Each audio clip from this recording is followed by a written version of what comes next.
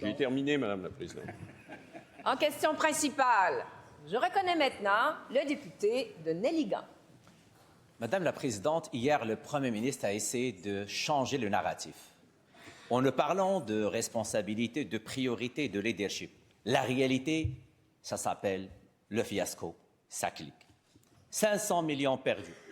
Et les mêmes acteurs du fiasco sont toujours là. Denis Marcellet, toujours PDG d'une société d'État.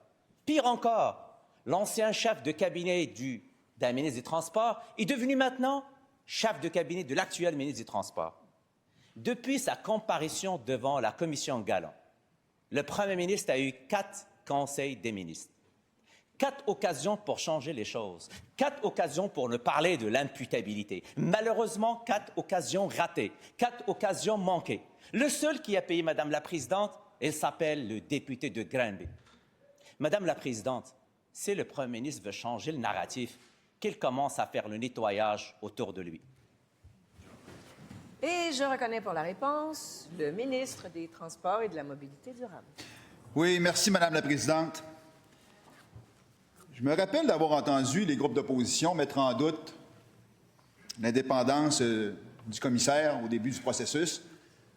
J'entends plus cette note-là.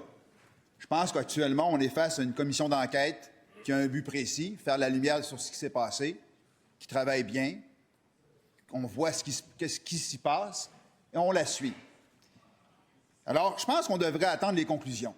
Ceci étant dit, habituellement, ce que les Québécois observent dans la commission, c'est que quand un dossier est mal parti, habituellement, il y a des enjeux pour qu'il termine mal.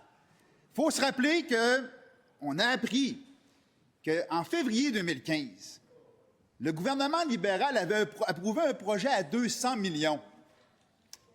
Et le coût du projet était rendu à 630 millions en 2018. Ce que j'essaie de dire à mon collègue, c'est qu'on peut faire de l'esbrouf, mais à la fin, il y a une commission d'enquête.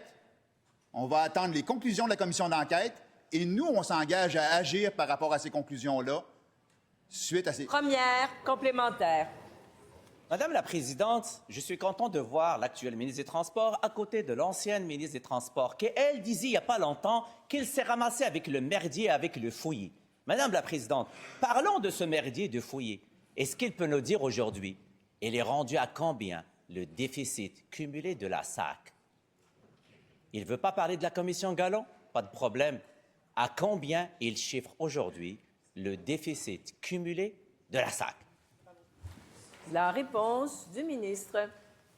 Oui, merci beaucoup, Madame la Présidente. Vous savez que la SAAC, il y a le fonds capitalisé, puis après ça, il y a le déficit d'opération.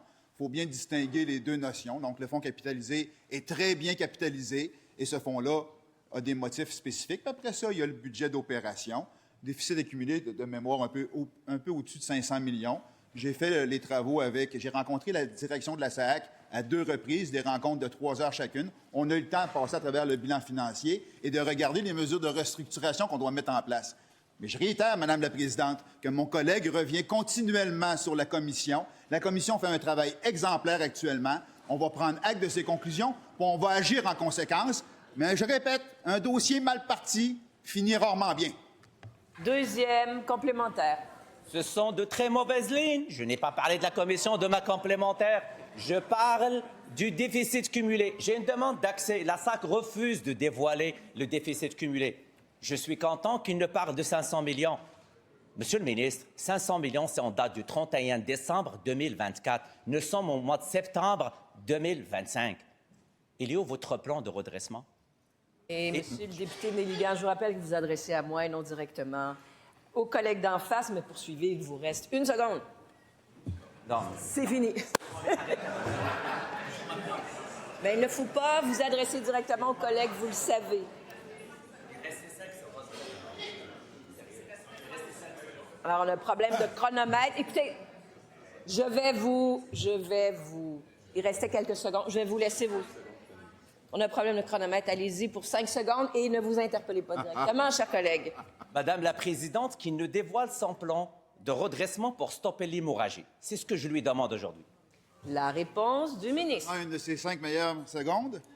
Donc, écoutez, alors, il nous parle que les chiffres, c'est du de décembre 2024. Ben oui, c'est les plus récents. Puis, effectivement, on regarde actuellement avec la SAAC pour voir quel enjeu on peut faire comme amélioration d'efficience. Et c'est certain que le volet financier, je vais m'y attarder de manière importante. Ceci étant dit, on a mis un comité en place aussi avec des gens qui connaissent bien la SAAC, dont, en fin de compte, des anciens de la SAAC, justement pour faire des propositions bien au-delà des constats de SAAC, CLIC et CASA, qui vont être intégrés dans le comité. Alors oui, on va redresser pour s'assurer que la situation financière s'améliore à la SAAC. On y travaille.